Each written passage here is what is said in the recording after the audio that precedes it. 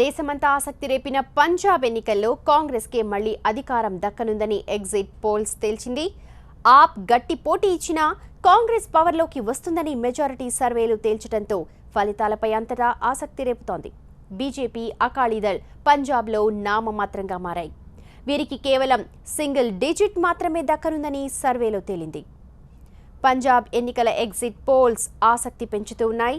Congress party అధికారాన్ని దక్కించుకుంటుందని majority సర్వేలు తేల్చినా ఆప్ సాధించబోయే సీట్లు వాస్తవ ఫలితాల్లో ఎలా ఉంటాయనేది ఇప్పుడు కీలకంగా మారింది.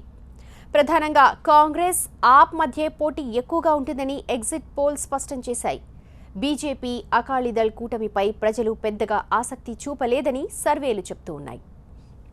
India today, axis my India చేసిన సర్వేలో కాంగ్రెస్ పార్టీ 62 నుంచి 71 సీట్లు, ఆప్కు 42 నుంచి 51, అకాళీ బీజేపీ కూటమికి 4 నుంచి 7, ఇతరులు 2 సీట్లు గెలుచుకుంటారని తెలిపింది.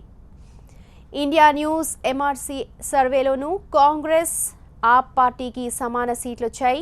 ఈ 2 పార్టీలు చెరో 55 సీట్లు గెలుచుకుంటాయని, మిగిలిన చోట్ల అకాలీ బీజేపీ కూటమి ప్రభావం చూపుతుందని ప్రకటించింది. ఇండియా టీవీ సి ఓటర్ సర్వేలో మాత్రం సీన్ మారింది.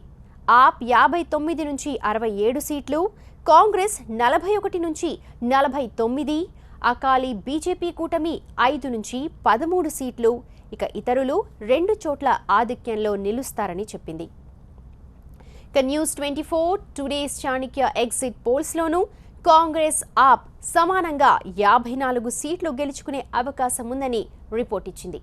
బీజేపీ, అకాలీ కూటమి కేవలం 9 స్థానాల్లోనే పాగా వేస్తుందని, ఇతరులకి అసలు ఏమాత్రం చోటు లేదని చెప్పింది.